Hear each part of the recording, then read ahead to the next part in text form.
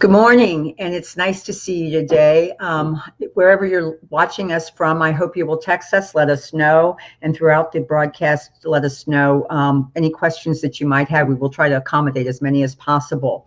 My name is Deborah Parenti. I'm the publisher of Radio and Television Business Report, and this is the Black Media Symposium. It's a conversation that we are very anxious to get into, so I'm not going to spend a lot of time with a lot of lengthy introductions, but I would like to thank both Adam Jacobson, our editor at RBR+TVBR, also Ed Ryan, who's handling production today and happens to be our editor at Radio Inc., two finer broadcast trade journalists you would never find. I also want to give a big shout out to Triton Digital, who stepped up to the plate to help us present this today. I think it says a lot about them. And I do hope that if you have an opportunity, please give a thank you to Neil Shore and John Rosso at Triton. And now, without further ado, I'd like to introduce my co-host for this morning, Deon Levingston. Hello, Deon. Hello. How are you doing? I'm Deon, good. the regional vice president for Radio 1, overseeing a number of markets, Indianapolis, Detroit, St. Louis. He has a career in radio and television that has gone on for over 20 years now. And he has managed some of the most successful urban radio stations, by the way, in the country, including New York's WQHT, WBLS, and WLIB.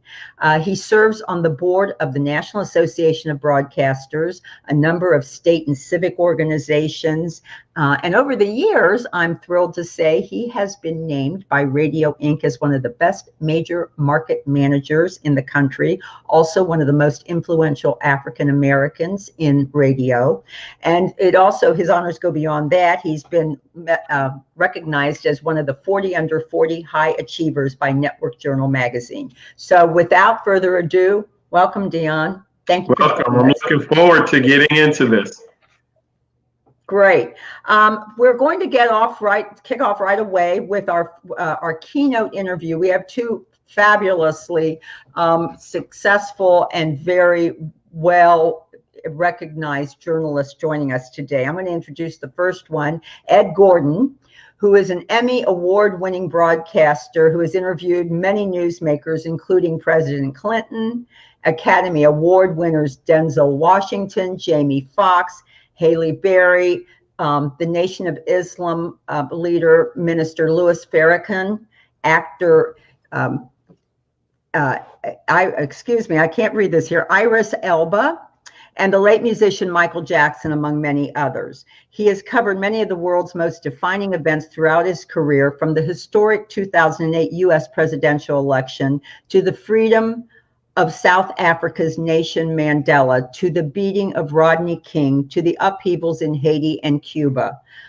You've done a lot, in these years. In 2020, he also authored his first book, Conversation in Black. It's a bestseller, and he has received numerous Emmys for his work, as well as other awards recognizing his talent and professionalism, including the NAACP Image Award and the prestigious Journalist of the Year Award from the National Association of Black Journalists. Welcome, Ed. Nice to have you here. Thanks.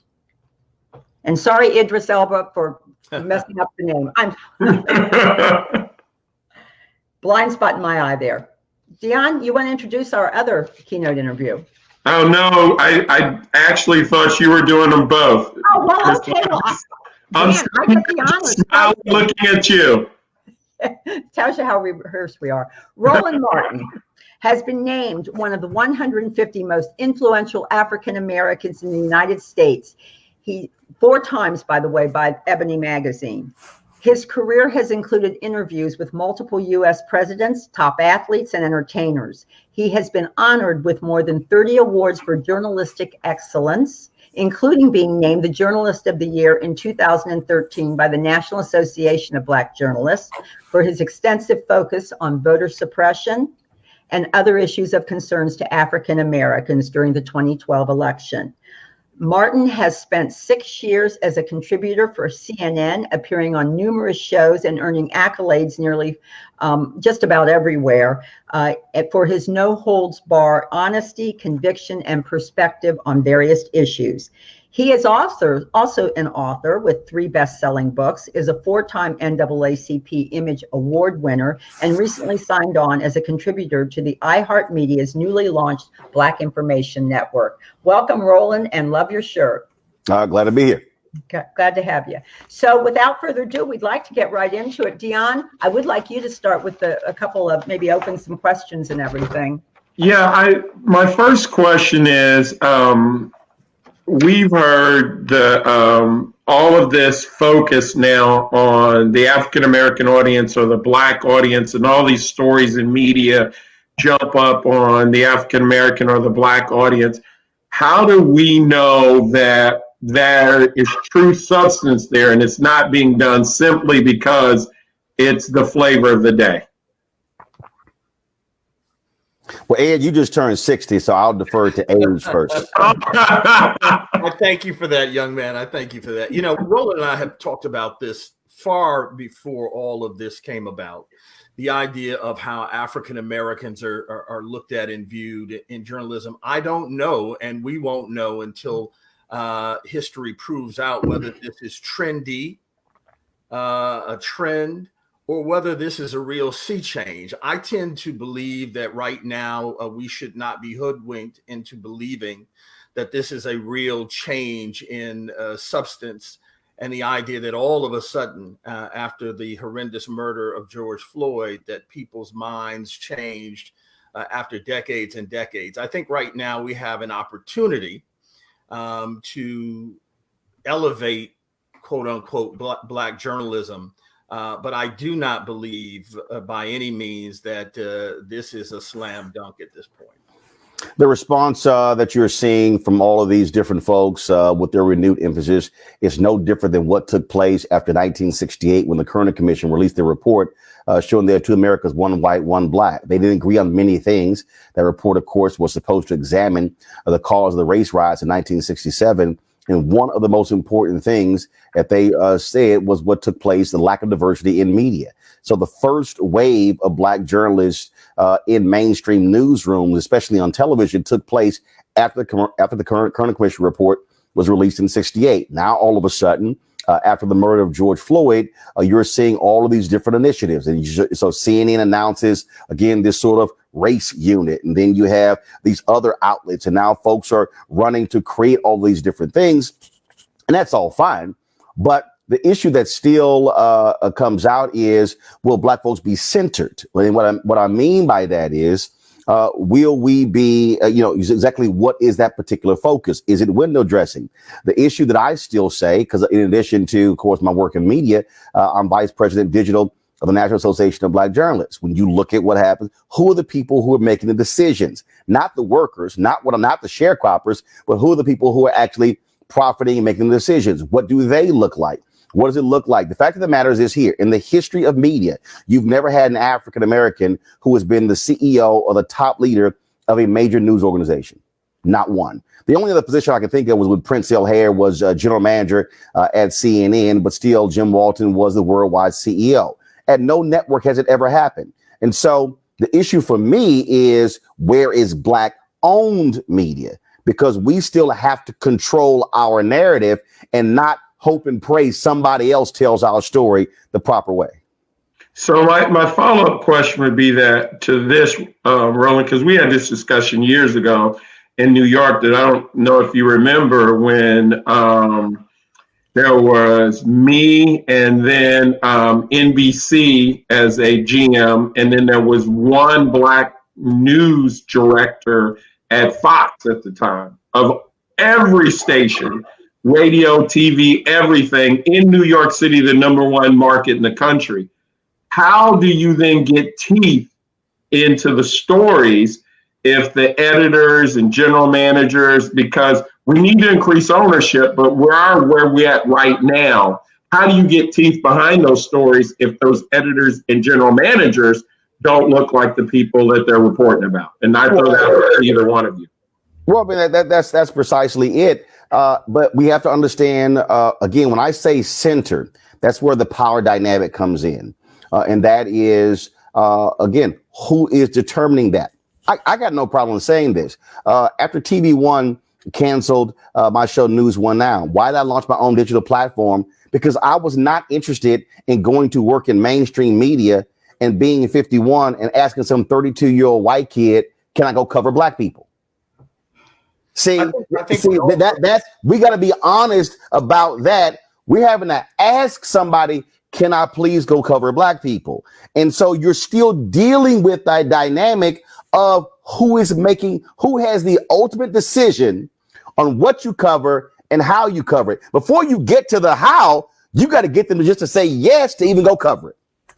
I think we also have to talk about the reckoning of America. We're asking whites to rethink and relook at what we've been doing, a new narrative, if you will. We also have to talk about those, as Roland already alluded to, few and far between Black-owned media outlets, including those that may not be Black-owned, but quote-unquote Black-run. We have to have a reckoning with them as well. The reality is it's very difficult, no matter where you are, to convince media that serious stories that relate to Black America should be seen, that there's an audience for them. I've worked at both white and Black outlets, and I will tell you, sometimes it's just as difficult to convince a Black outlet to allow you to put up a particular kind of story, because the first thing they tell you is, well, we don't want to see that. They don't want to watch that. We can't get an audience for that. It's the same argument that, the movie industry has had with Black movies selling overseas. They do sell overseas if you send them overseas. We watch CNN and MSNBC disproportionately, but when you try to convince a Black outlet to let us do news in a way we know how, they don't want to do that. So the reckoning has to happen across the board. And Deon, here's where we're going. Let's just go ahead and just put it out here. We are moving towards a point. If you look at the current trajectory, we are moving towards a point where Black people are going to be asking non-Black people, please, pretty please tell our story. What have we seen in the last 30 years? We have seen the decimation of Ebony and Jet. We've seen essentially news go out the window in Black radio. You've got 10 Black targeted, Black owned cable, one broadcast network. And out of those 10, one has a 1 hour news show a week, which started 2 months ago, and that was Revolt. Now, somebody might say, sure, that's the news, but doesn't the other stuff count? Well, let's talk about that. What are we inundated with, meaning African Americans? We are inundated with award shows, reality shows, old sitcoms, movies, comedy. So what we are being fed is loads and loads of entertainment, but what are we getting in terms of that information? If you look at stats, where Black people get their information from, where white people get their information from, it's a totally different deal. Most African Americans get their information from Black radio. Well, what's the status of Black radio, and even define that? And so we are going up against a situation where our folks are going to be so heavily entertained that they're not going to be getting information that is specific to them. And then if we're not careful, it's going to be too late. We got a question from the audience right now. They're going to put up there from Elston Butler. What is the FCC doing and it relates, I believe, to this, to increase the 1.5% of African-American owned radio stations in America? We work and we run them, but our ownership record is disappointing. And this kind of plays to exactly what you were saying, because when you control something, the more you control, the more you can assert that control over something. That ship is gone. Telecommunications Act of 1996 destroyed that. That's gone. We're now, and to be perfectly honest, we're now living in a digital world. So versus the terrestrial world or the linear world with television, the opportunity for us to be able to have a significant presence from now moving forward has to operate in the digital space. First, it's the cost of entry is a lot lower. Two, you can reach far more people as opposed to your traditional outlets as well. And so that's really what I'm sort of looking at. Where are we moving when it comes to the digital piece as opposed to the traditional terrestrial? That's a problem for us. And I think, again, that ship left as the Telecommunications Act was passed, and you say it's down to that. You're not going to see us go to 5 or 10% owning radio. Plus, radio is getting killed because of digital. We better be focused on digital. Well, Ed wants to jump in there, but Ed said something earlier. I'm gonna jump in there. Ed said something earlier that I agree with. That we have to look at that ownership piece, though, because I do think digital is coming on the forefront and growing. But when you just mentioned it, when you talk about Black people, we get our information from Black radio disproportionately. So we have to talk about how we can work to increase that ownership of Black radio and ownership of Black television. Deon's going to come on here in a couple minutes, and he's one of the few people who even own television stations as an African American. And Ed, you wanted to jump in there and say something. Let me up on that point, though, because I think we can't miss what Roland suggested. I do think those that have ownership in the traditional media outlets, radio, television, want to make sure that that in fact is the case, right? That we continue to look for ownership, and that's important. But I do think what Roland is saying is key. The idea that the shift that we're seeing in how we attain our information is really leaning to the digital. I understand why radio but it is. I mean, we can shake our heads, but the truth of the matter is, particularly with young people, I have, a daughter, all her kids, even when I put the television on, they're right here on that telephone. They're right there on that computer. So we have to make sure that all of our areas are covered. Right. So if you want to continue to own radio stations, I'm all for it. If you want to continue to own television stations, I'm all for it. And the gravitas of being on television is still there.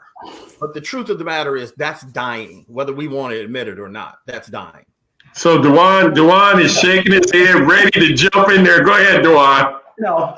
Thanks for having me. So obviously, I've been in TV for 32 years, and I've been an owner since 2007. I own news stations. I've launched local news in local markets. So I'm familiar with the news game. I also know the intricacies of the media and the distribution system, okay? The number one rated cable network is, guess what? Fox. The number 2 rated cable network in America is MSNBC.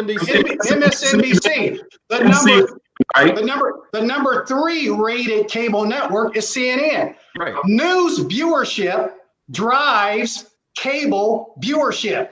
Cable viewership is the only place you can get a consistent network platform. Okay, so the cable system and the MVPDs control the network system. It is driven by 3 news networks, which is driving cable.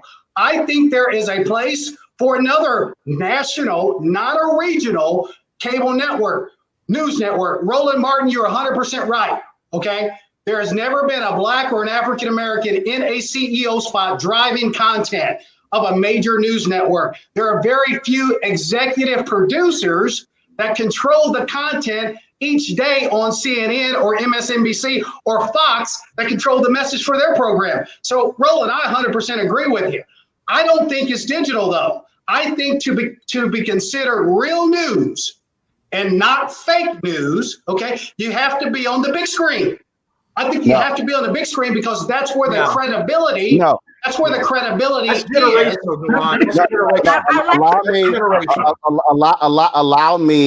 Allow me to easily refute that. Okay. There are people who do have this notion that, you're not a real show unless you're on television. I had a show on TV One and Black people said that. I was actually on TV. In fact, what was interesting, a brother told me, he said, man, when you gonna get you a show? I said, I'm on 5 days a week. He said, no, I mean a real show. I said, I'm sorry, what do you mean a real show? He said, I mean like on CNN or MSNBC. And I said, brother, do you realize that when Brian Williams comes to Washington, D.C. to host the NBC Nightly News, he literally sits in the same chair I sit in. The brother didn't even realize that we contracted with NBC News Channel to do the show. Same set, same chair, same camera, same fiber optic. But that was his mentality. He was like, oh my God. So here's what I did. So after the show ended, okay, so now let's just look at the landscape. All right. So if I accept that, then I got to wait on BET, OWN, TV One, Afro, Revolt, Bounce, Aspire, and I'm leaving out a couple. You got BET, Her, Clio on my TV One and BET. I gotta wait for one of them to go, hey, let's do a news show. No, let's make sure.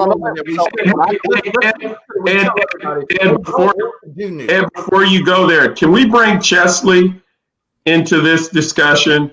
Yeah. So let me. Because she hold on.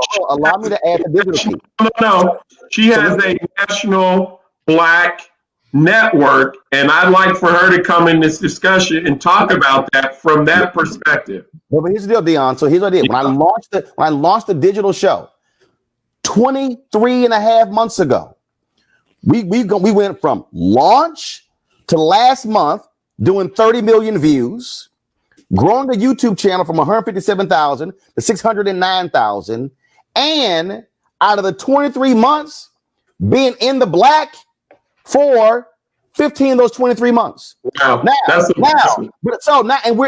we're building. So the point is this here. I totally get that. And guess what?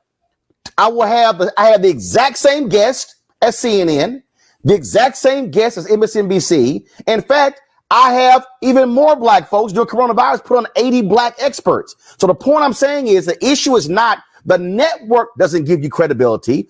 Who you are and what you build gives you credibility. And that is really going to be the opportunity. And the cost to do it, the budget that I'm on every year isn't even $1 million. That won't even cut car service at some of these networks. So Chesley, Deon, before you come in, Chesley, can you come in and comment on this now? No, I think it's a robust discussion. That's great. I think we're talking about platforms. And so, we're in the content business, and it's really a question of what your content is. And I don't think we want to limit ourselves to any one particular platform. We want all of our talent to be across multi-platform because, look, Black people need news and information however they can get it. Okay. So radio is the most accessible. Digital works, but it doesn't work ubiquitously across all of our country. Black people in rural area still need information. They can't necessarily get download speeds like they're supposed to. But I will say this, ownership is important. And I'm not willing, Roland, to give up on the FCC and suggest that as a medium, again, radio, TV is one of many platforms, and we need them all. So we still have to lobby at the FCC, and we're working on that right now. We still have to be able to grow ownership because radio and TV is a mass medium, and digital has the ability to be more narrowcasted, but we need it all. Hey, Deon, you wanted to come in?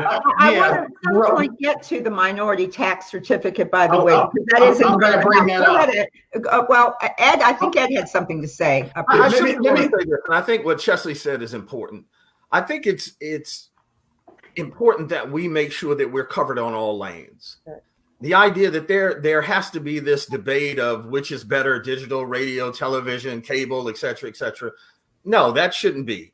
If Deon can own a station and can give the opportunity to put forth the programming that we know is of import to our community, let's do that. If we can work the FCC and get more licenses and get more stations that we had disproportionately more literally 30 years ago than we do today, then we should work on those things.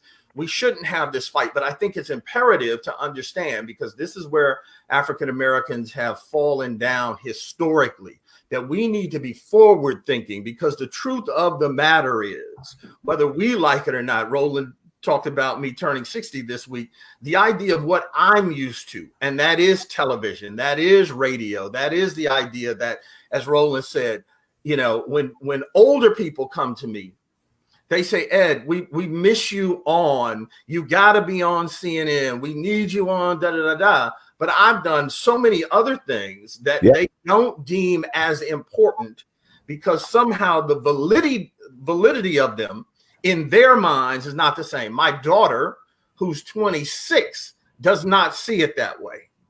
She doesn't care if it's on CNN, on her phone, she sees it completely different. She's just intaking the information. It doesn't matter where it comes from. So I think we just have to be mindful of that. Yeah, let me say a couple of things right quick on the minority tax certificate and ownership of local media. There are a lot of people today fighting behind the scenes to try to increase diversity in broadcast and radio ownership. MMTC, David Honig, Marita Cooley, Jim Winston, Nabob, there's a lot of people.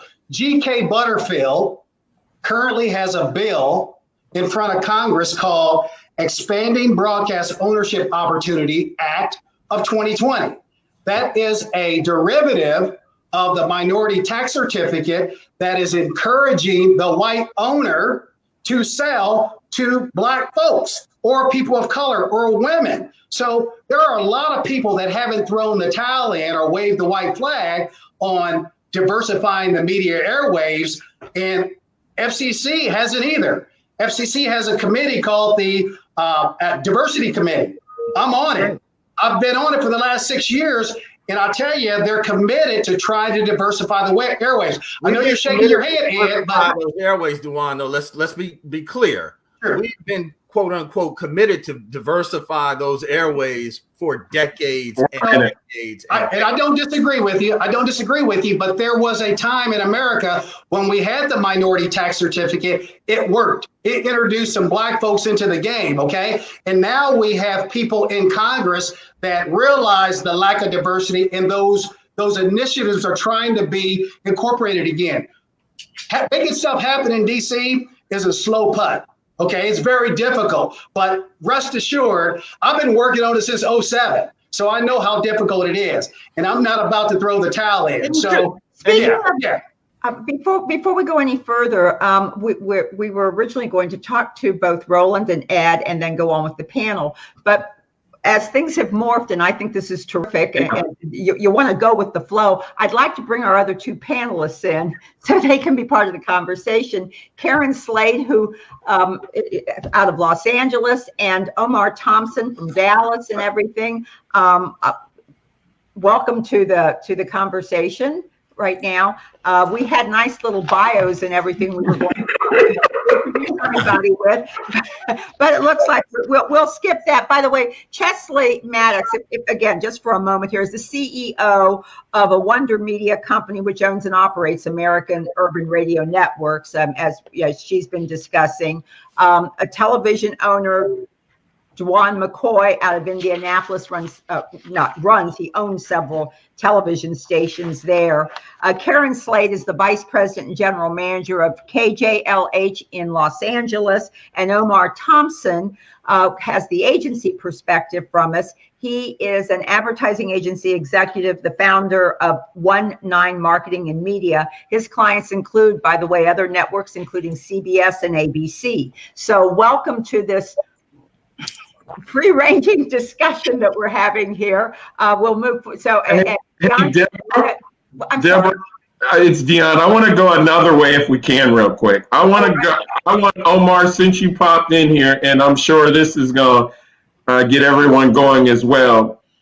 Can you talk from an agency side? Because here's the problem in radio, and I'm going to talk about radio for a second, and urban radio stations, the power ratios. And for everybody that doesn't understand, that is revenue compared to your ratings, has always been notoriously low for urban radio stations. And is that an unconscious bias or a conscious bias? And I throw that to you, and I'm sure everybody else is going to jump in as well. Right. A great question. Let me backtrack a little bit, just on the last piece of conversation when we were talking about whether how Black people consume media, whether it's through the radio or digital. Black people are not homogenous, and I think there's some truth in what everybody said.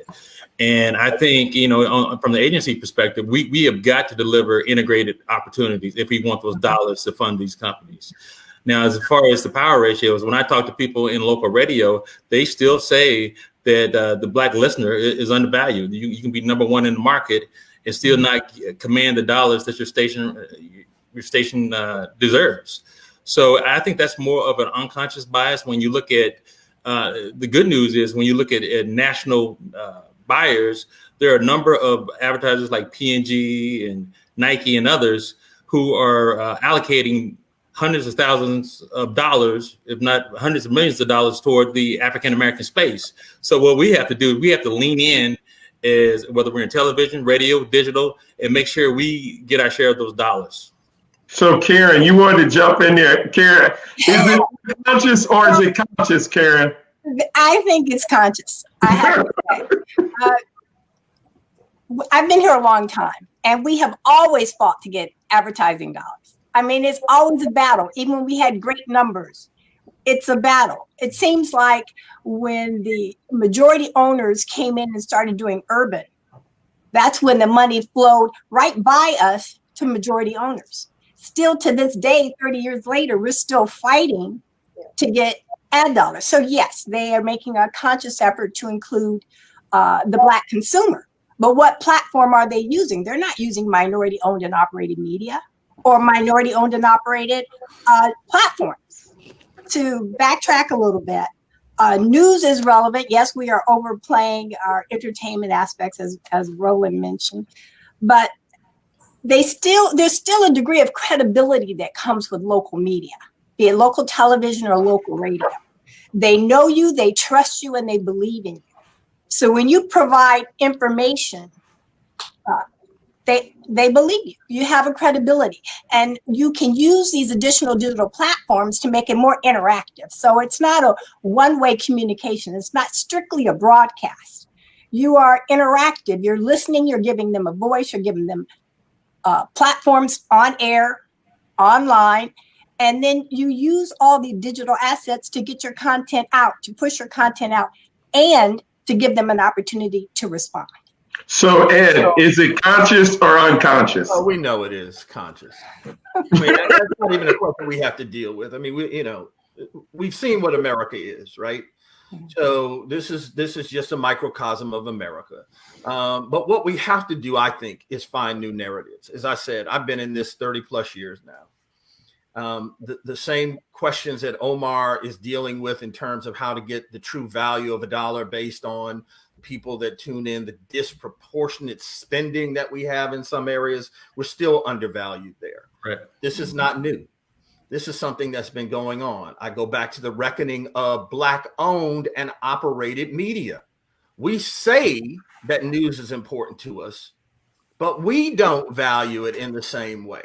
Again, it goes back to what Roland and I say all the time.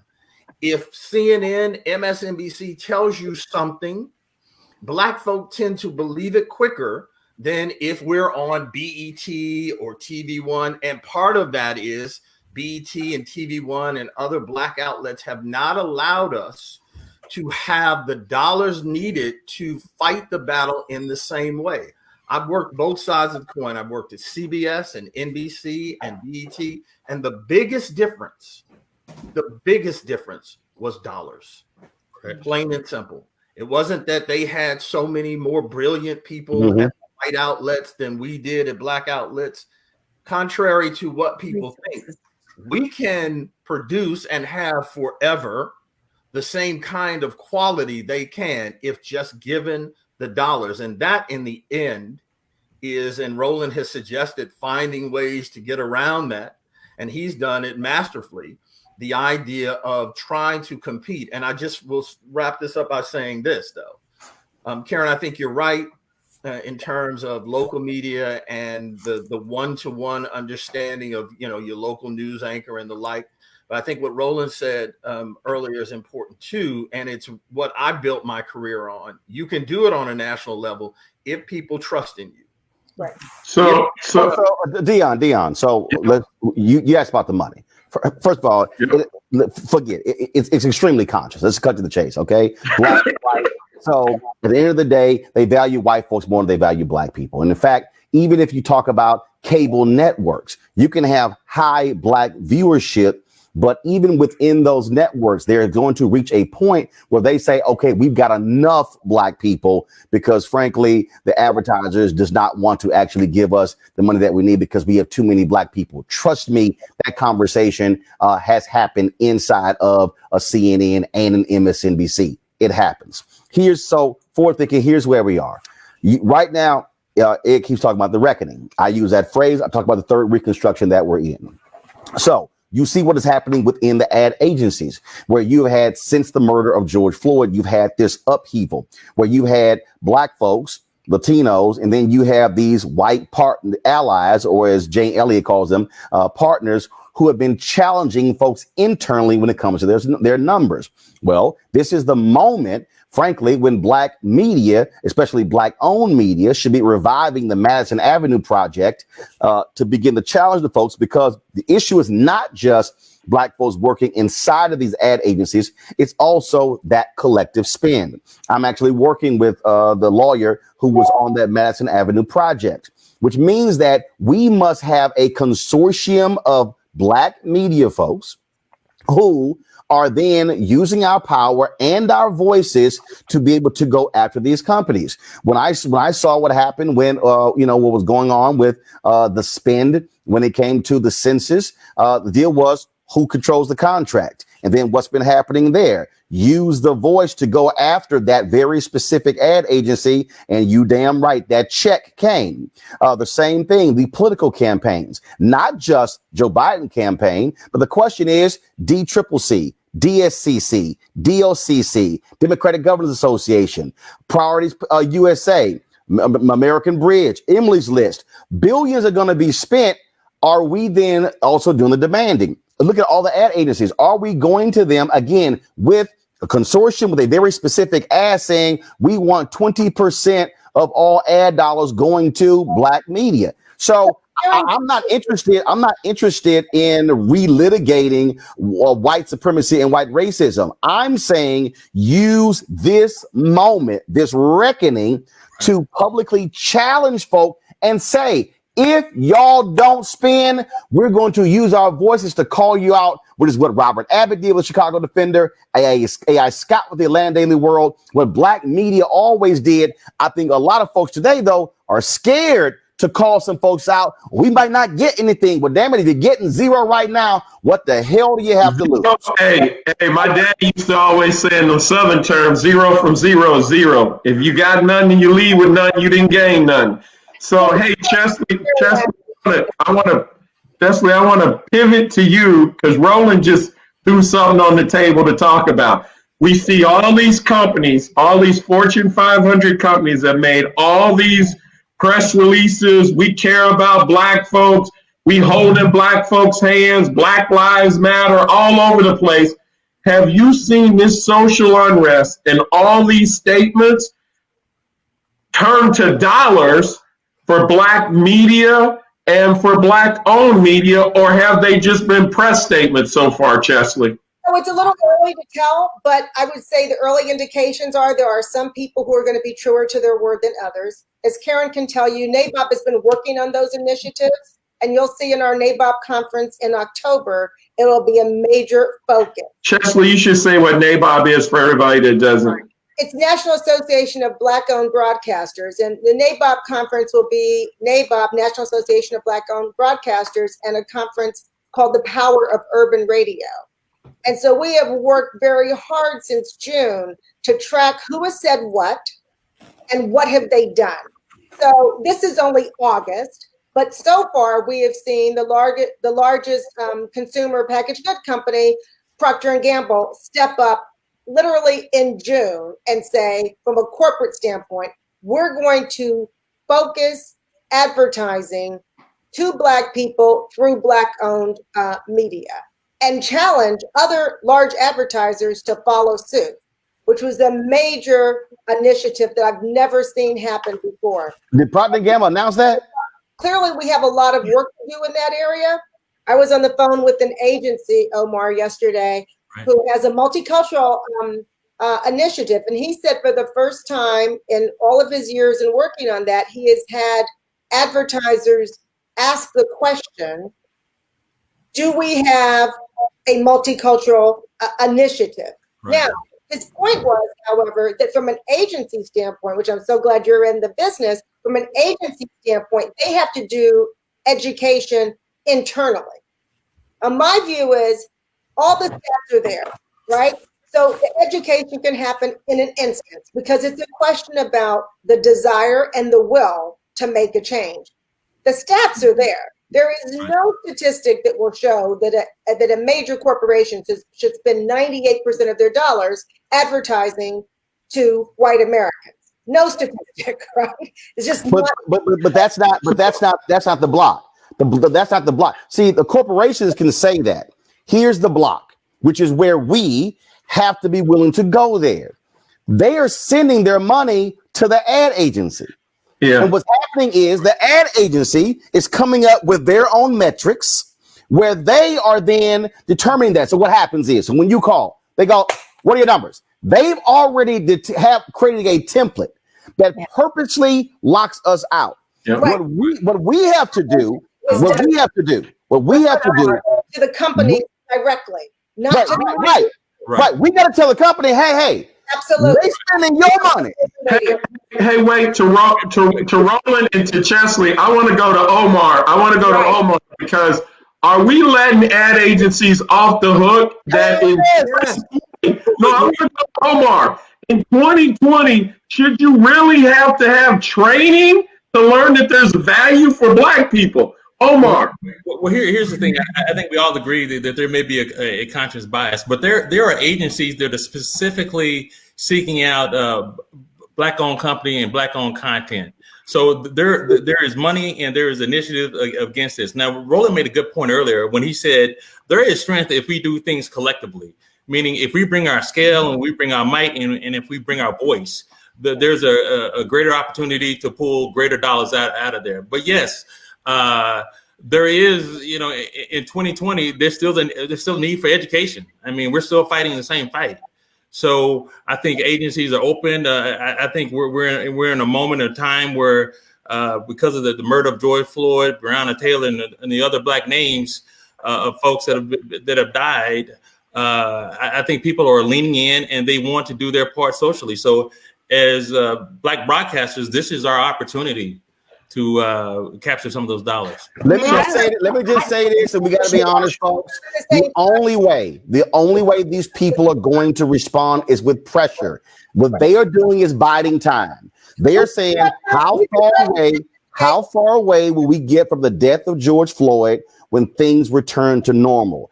If they don't feel the sustained pressure, meaning we are going to publish your numbers, we're going to broadcast your numbers, we're going to say you released a Black Lives Matter statement on your Instagram page, but you have no Black ad agencies, and this is your Black spin. Light can only reveal what is done in the dark, and if we don't do that, the money ain't coming. And so I think it's important. I want to follow up with what Roland said quickly. We have to also, again, I keep talking about turning the mirror to ourselves. We just said a moment ago that it's conscious bias, but somehow we want to navigate around that when we get into this part of the discussion. If it's conscious bias, it's conscious bias, period. And that consciousness did not change on a whole with the death of George Floyd. So if we think that miraculously these companies and these leaders in those companies have changed their minds after decades of keeping us blocked, we would be foolish. We also need to make sure.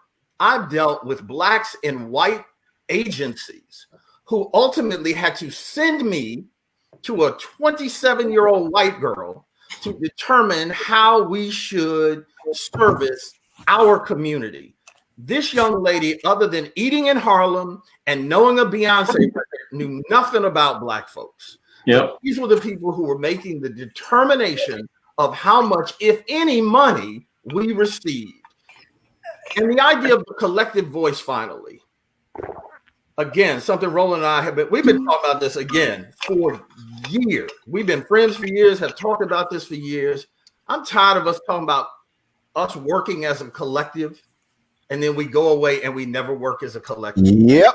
I hope that this reckoning period will allow us to finally see that we can become stronger together than apart.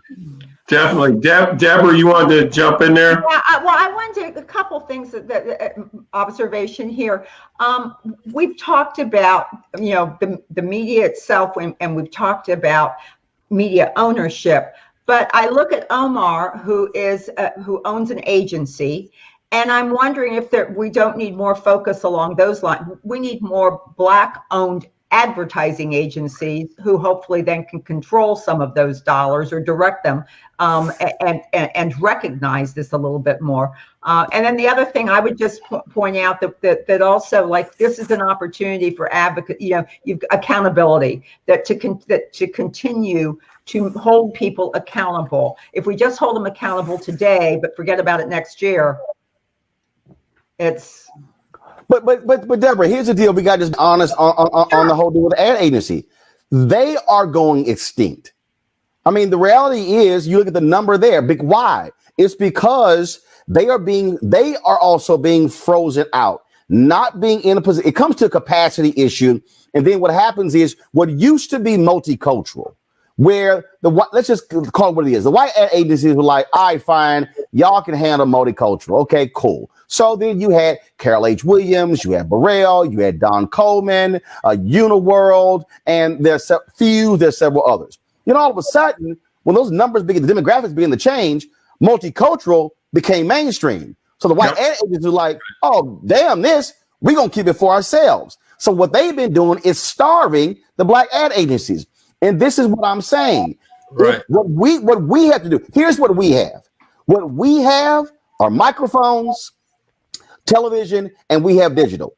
And what they don't like, I don't care what the company is, they do not like getting called out. And so what has happened is, we have said, and I've been in Black media, well, no, we don't really want to push that thing because we getting some stuff right now. I've had people tell me the exact same thing, say, man, you really shouldn't be calling the campaigns out because that's going to affect the money we get. And I said, your ass getting small money right now. I said, at some point, you have got to let them know that I am going to put you on blast and put your information out if y'all don't want to play ball. Now, either you're gonna be scared or you're gonna be bold with it. And I know, because we've done it, the results are there because they don't want to get called out. I'm telling you, we are walking down a path where the Black ad agencies are going to be extinct if we are unwilling to use this moment to say, hey, we're not going to freeze out the dollars anymore. Omar, Roland, I want to go to Omar on that point. And after we go to Omar, Roland, you raised a point about standing up and saying something. And Deon, I want to go to you about the lawsuit that you just filed as an owner soon as we get to Omar. Right. Just one point. There are less Black agencies than there were 10 years ago. But the distinction I want to make is we run a Black-owned agency. However, we seek general market business. So I think it's important that we have Black folks in general market agencies in leadership positions. So yes, even if the Black agencies go away, we still need Black faces in general market agencies, making decisions, determining where dollars are allocated. And even we mentioned, someone mentioned the point of talking to a 32-year-old planner. We need to be at a point where we can influence the plan before the dollars are allocated. And we need Black folks in those agencies. So I think it's a nuanced conversation.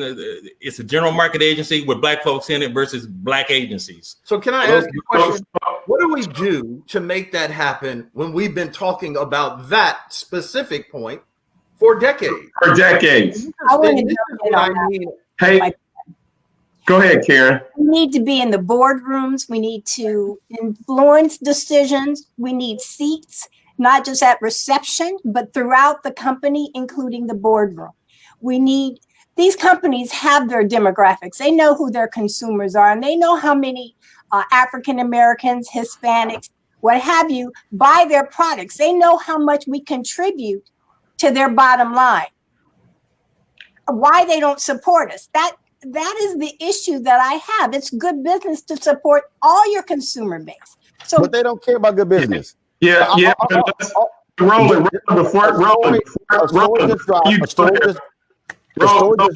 before you go there, I want to go to Deon, because Deon, I want you to talk about an owner where the money comes from that most lay people don't realize, or hedge funds and other stuff like that, and about discussions that are starting to happen that were never there before, and then lead into your lawsuit, please. Yeah, so I believe everything runs back to the money. Roland mentioned it earlier. It's about having the green, okay? And what I'm seeing now in the money world is that not the private equity people, but the people or the companies or the hedge funds that, or the pension funds that the private equity people get their money from are saying, wait a minute, before the California Teachers Pension Fund gives you $100 million to invest, right, what are you doing for diversity? I'm not going to give you a dime until you show me what you're doing for diversity. I think that's an important part in getting attention for the cause, because it all leads back to the money. Not only that, banks that get money from Federal Reserves, there should be covenants or requirements. What are you doing for diversity? And there should be a ranking for private equity companies. There should be a ranking for banks to manage money. That way we get a shot at the table, and it starts with the money train, not the end result. Let me give you this here. Martin Depp did a book called Operation Breadbasket. He was part of the project. Every single one of us, that's the playbook. King discussed it in his April 3rd, 1968 speech when he said, redistribute the pain, how they moved dollars, how they went after companies where they had them invest money in black banks, hire black contractors, hire black senior managers. Everything we're talking about literally was what Reverend Leon Sullivan gave to King with this idea. King took the idea with SCLC, Operation Breadbasket. So, but here's the piece. You have to have an entity, infrastructure, to actually execute that plan. That's correct. So when you talked about this whole deal with money, and when someone, I forgot, it was Chelsea, when she said, we got to have this on board seats, whatever. And then when Karen said, in terms of they know their black numbers, of course they do, but they're not going to do it unless they're forced to. So you look at what's happened. The Associated Press just did a story that showed the top businesses in Massachusetts, the top public companies in Massachusetts, have no black board member. Which then means, I saw another story that listed the top 20 companies that had no black board member. The company that owns TJ Maxx has no black board member. So to Ed's point, where does news come in? Okay. Now all of a sudden, so imagine news at at Karen's station. Imagine at news at Chelsea. Imagine news at Deon. And then what I do.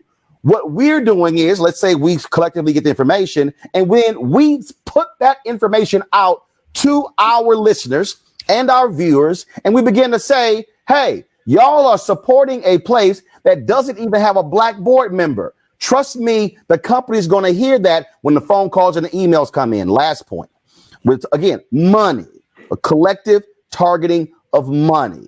That has to be then replicated, not just with the public companies, but with the ad agencies, because if all of a sudden they see light being shown on them and exposing their numbers, they got two responses: say we're full of it and ignore us, or go, we better fix it.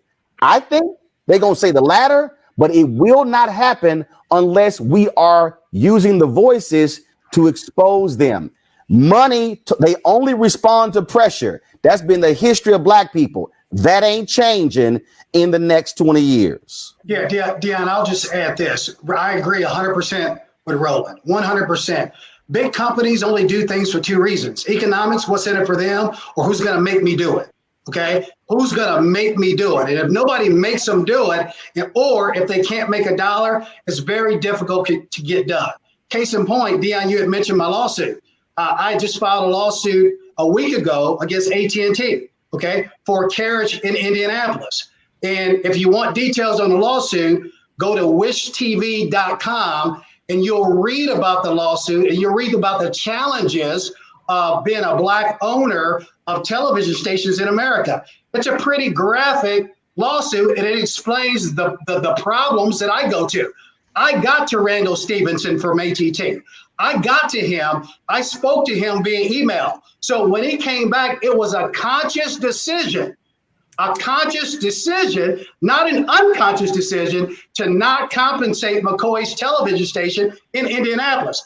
That's a problem. I reached out to him immediately after he sent out his white paper on Black America, and I'm for Black causes. I reached out and said, Mr. Stevenson, I'm a Black guy owning a TV station in Indianapolis. Can you help me? And if you can't help me, I'm going to have to sue you. He responded back, I'm not compensating you. We're not going to carry you. I said, okay, I'll sue you. So it is tough unless people make people do things. And for me, the only person that can make Randall Stevenson do something is the law. Hold on, Deon. So you dropped the lawsuit last week. Okay. So from what is your Black media strategy? First, have you said, you know what, I need to get this to the NMPA papers? Two, I need to, are there any national radio show that you've been targeting? I got no problem putting you on my show because I ain't got to ask nobody. I can do it.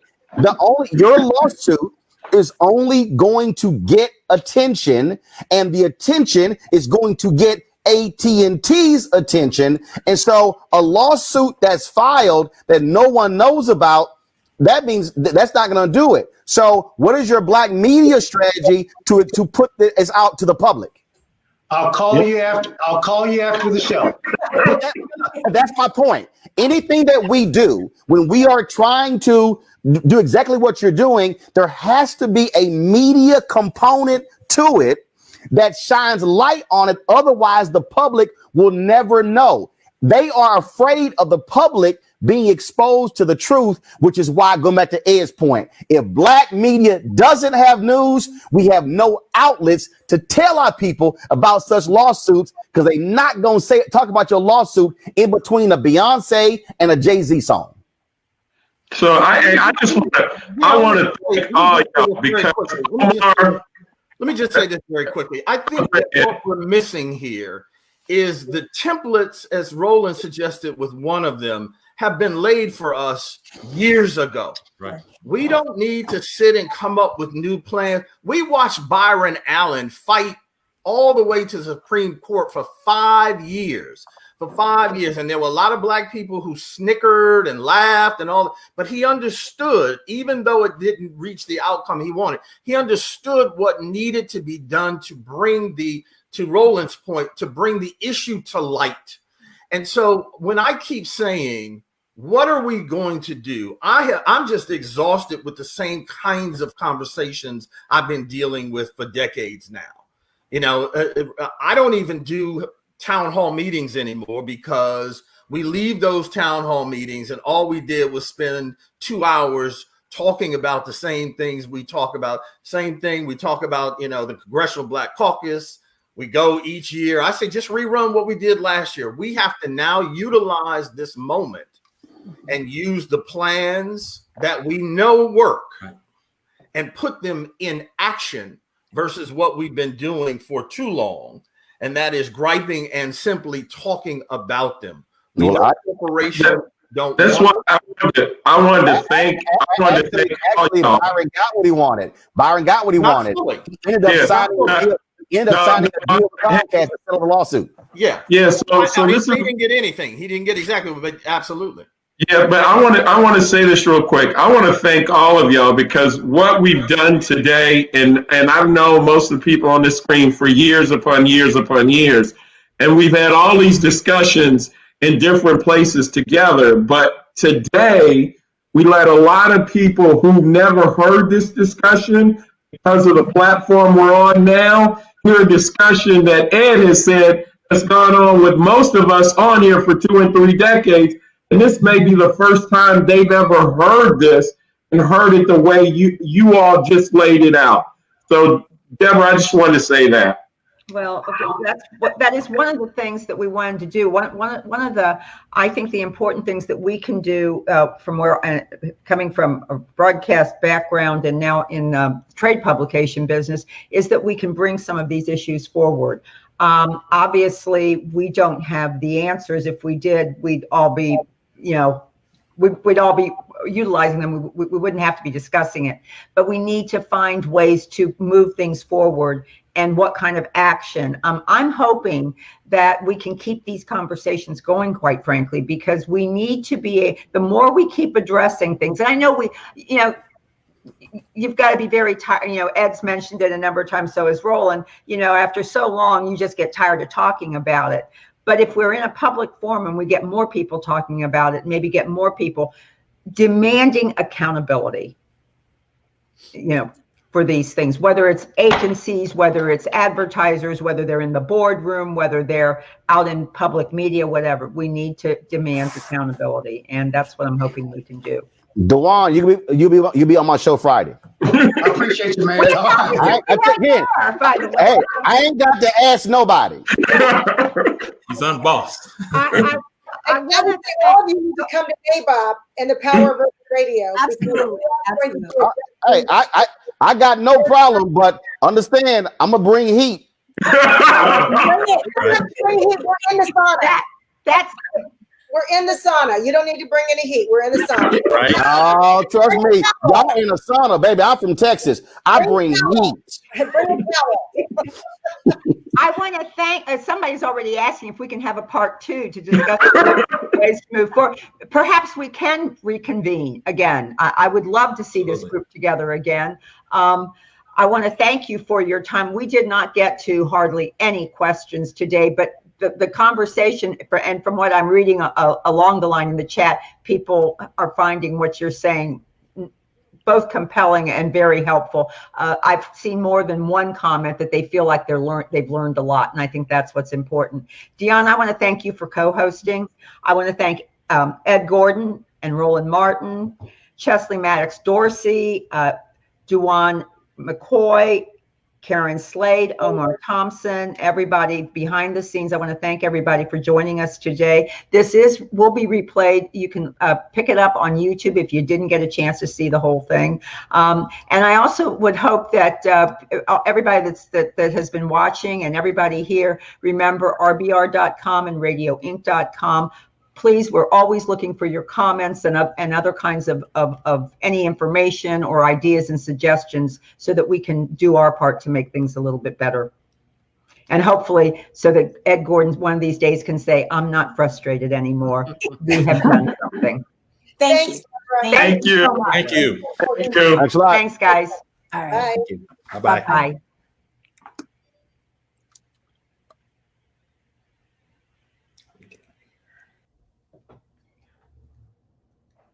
Thank you again, Deon.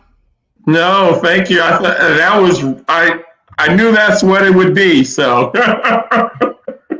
I thought they were all really, really good. We sort of threw the script out of the way, which I kind of had a feeling that might happen too. But I was certainly glad to see that, everybody was so engaged. So that was really, really, I think we had a very good conversation. Well, I got to the 2 questions from them and all 4 of our questions we started with. I just worried. I don't know if you noticed, I just weaved them in there as I transitioned people from one to another. So. Okay. Well, listen, thanks a lot. And we will chat with you again. I have a feeling we might be doing this again. Well, thank you. It was very enjoyable. And I thought it was very educational. I keep getting texts from people saying they couldn't stop looking. So. Great. Well, on behalf of everybody at RBR+TVBR, Adam Jacobson, our editor, and Radio Inc., Ed Ryan, who did all the production, thank you very much.